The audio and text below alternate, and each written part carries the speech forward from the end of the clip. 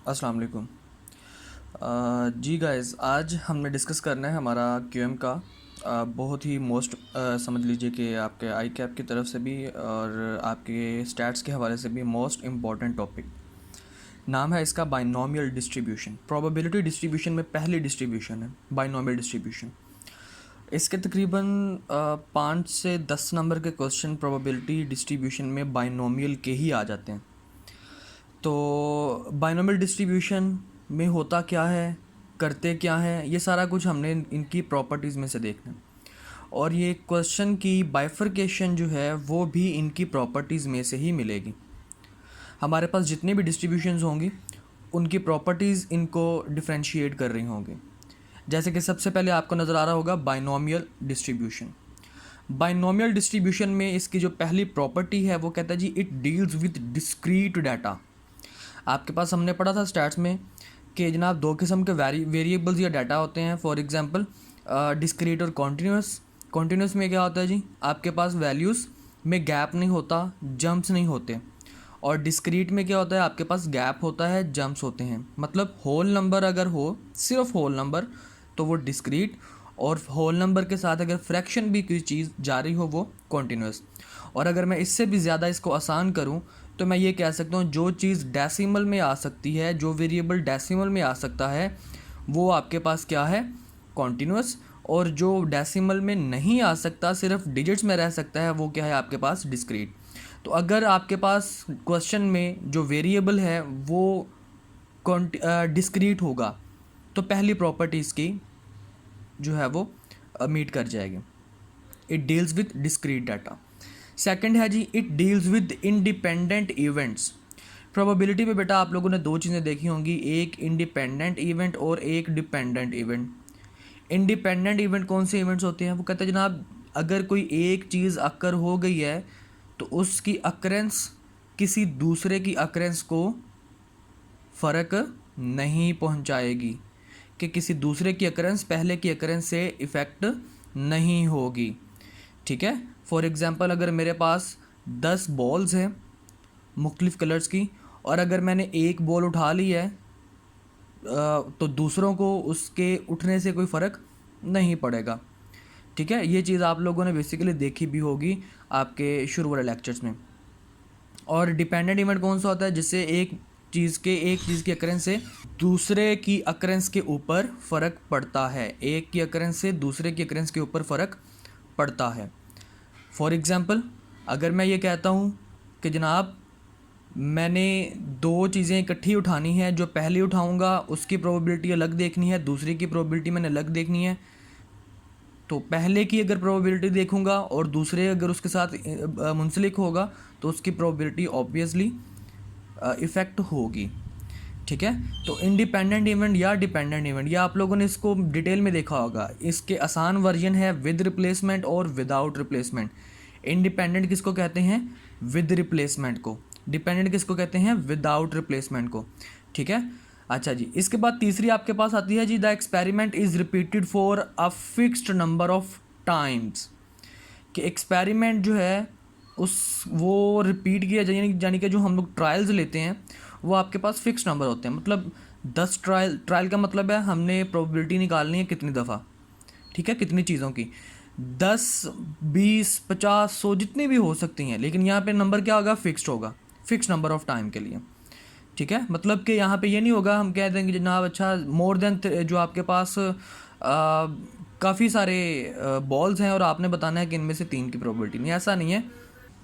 आपके पास जो fix number of trial होगा। ठीक है। मतलब आप कहेंगे जी मैंने 3 दफ़ा कॉइन को टॉस किया, मैंने 4 दफ़ा कॉइन को टॉस किया। आप ये बिल्कुल नहीं कहेंगे मैंने काफ़ी दफ़ा कॉइन को टॉस किया और अब आप मुझे बताइए जनाब उनमें से काफ़ी दफ़ा जो है वो हेड आया, नहीं, ऐसा मजाक नहीं है।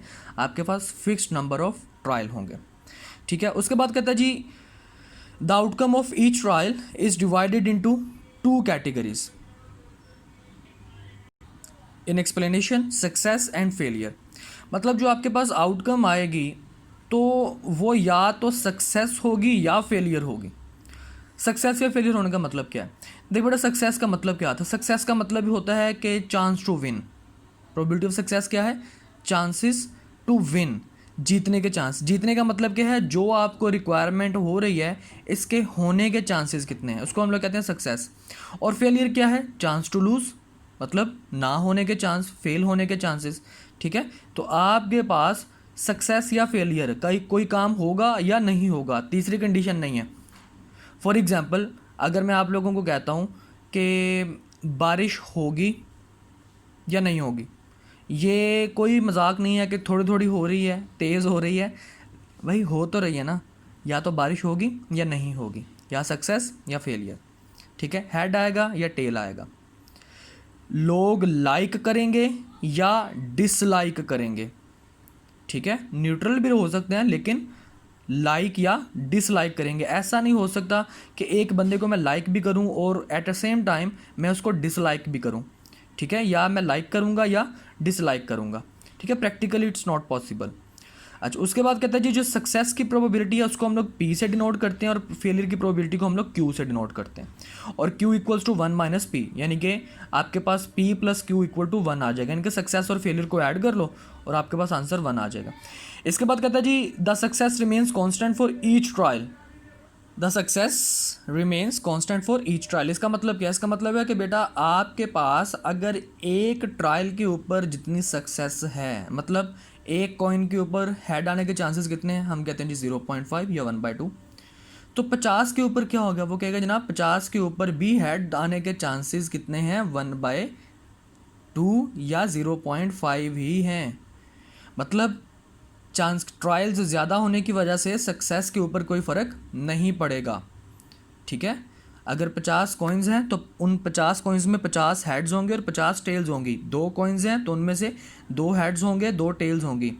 ठीक है जी, तो आपके पास सक्सेस के ऊपर कोई फ़र्क नहीं पड़ेगा। उसके बाद आपके पास है जी फॉर्मूला। फॉर्मूला क्या कहता है जी, P of R equals to N C R multiplied by P raise to power R minus Q raise to power N minus are.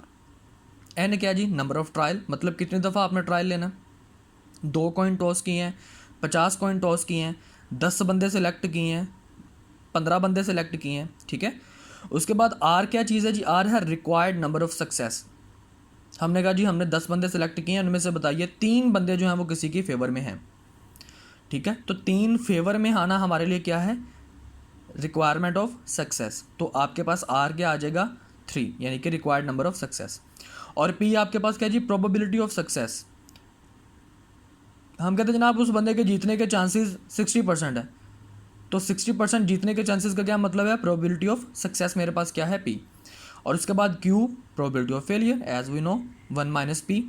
और यहाँ पे एक बड़ा ज़बरदस्त एक चीज़ है, नोट यहाँ पे लिखा है मैंने, नोट आपने बेटा कहना है R and P should have same variable, मतलब जिस चीज़ की रिक्वायरमेंट कर रहे हो सक्सेस भी उसी चीज़ की होनी चाहिए।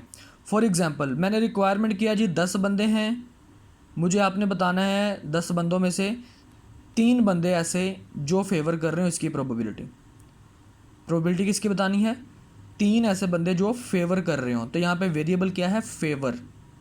ठीक है, तो आर क्या आएगा, आर आएगा जी 3 फेवर। तो पी क्या होना चाहिए, प्रोबेबिलिटी ऑफ सक्सेस किसकी होनी चाहिए, प्रोबेबिलिटी ऑफ फेवर की होनी चाहिए। ठीक है, ये बेटा आपकी प्रॉपर्टीज़ थी। आप इन प्रॉपर्टीज़ को अपने नोटबुक पे लिखिए, नोटबुक पे लिखने के बाद आप मेरी बातों को सुनेंगे तो आपको ये चीज़ क्लियर हो जाएगी। अब हम चलते हैं एग्जाम्पल की तरफ, क्योंकि एग्जाम्पल के बगैर इस चीज़ की बिल्कुल भी समझ नहीं आनी। हम इंशाल्लाह ताला इसकी 2-3 एग्जाम्पल्स करेंगे और इसको हम लोग वाइंड अप करेंगे जी। Here we go. एग्जाम्पल हमारे पास फर्स्ट आ गई, Mister A is favoured by 60% of general public, 10 persons are selected for trial. What is the probability that 3 of them will favor Mr. A? Second है requirement, 4 of them will favor Mr. A और third है 2 of them will not favor Mr. A. ठीक है, तो ज़रा हम लोग सबसे पहले अपनी रिक्वायरमेंट की तरफ चलते हैं। पहला जो क्वेश्चन था उसमें उसने क्या कहा है जी, what is the probability that 3 of them will favour Mister A.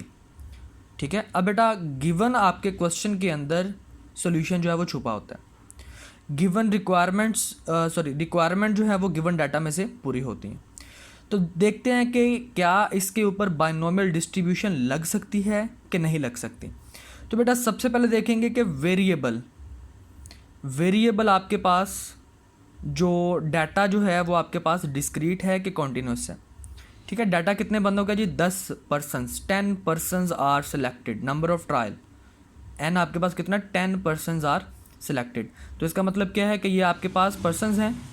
ठीक है, mister A is favoured by 60% general public, 10 person are selected. इसका मतलब क्या है कि आपके पास कितने बंदे हैं, पर्सनस हैं, और पर्सनस कभी डेसिमल में नहीं जाते।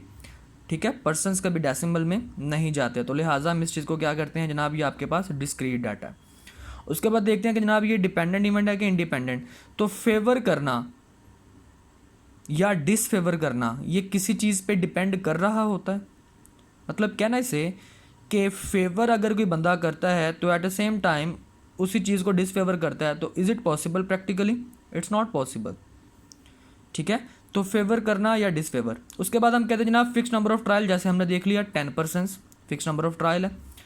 उसके बाद हमने कहा जनाब आपकी जो प्रोबेबिलिटी ऑफ सक्सेस है और प्रोबेबिलिटी ऑफ फेलियर, यहाँ पे सिर्फ दो ही आउटकम्स हो सकती हैं बिल्कुल, या फेवर कर सकता है या फेवर नहीं कर सकता। फेवर करेगा तो प्रोबेबिलिटी ऑफ फेवर कितनी है 60%, फेवर नहीं करेगा तो प्रोबेबिलिटी ऑफ फेवर कितनी, नॉट फेवर कितनी निकलेगी 0.4 यानी कि 40%। ठीक है, तो हम देखते हैं कि हमारे पास कौन कौन सी चीज़ें। सबसे पहले आपके पास है जी प्रोबेबिलिटी ऑफ फेवर, वो है 60%। सेकंड नंबर पे है प्रोबेबिलिटी ऑफ नॉट फेवर, वो हमने खुद निकाल लेनी है 60 माइनस यानी कि 100 minus 60% 40%, 1 minus 0.6। Number of trial कितने हैं जी 10, n equal to 10। Required probability r equals to 3। ठीक है, जब हमें ये कंफर्म हो जाएगा कि जनाब यहाँ पे बाइनोमियल डिस्ट्रीब्यूशन अप्लाई होगी, तो हम यहाँ पे क्या करेंगे, हम यहाँ पे हमारा जो रिक्वायरमेंट है उनको हम लोग पूरा करने के लिए डाटा लिखेंगे। ठीक है, प्रोबेबिलिटी ऑफ फेवर भी आपके पास आ गई, प्रोबेबिलिटी ऑफ नॉट फेवर भी आ गई, नंबर ऑफ ट्रायल्स भी आ गए और रिक्वायर्ड प्रोबेबिलिटी भी आ गई। ठीक है, अब आपने क्या करना है जी, आपने सिर्फ इसका फॉर्मूला अप्लाई करना है, P of R equals to 3 favoured. ठीक है, अब रिक्वायरमेंट है फेवर की, तो मेरे पास जो सक्सेस होनी चाहिए, यानी कि जो P and R should have same variable का मतलब क्या था वो भी समझा रहा हूँ मैं साथ ही।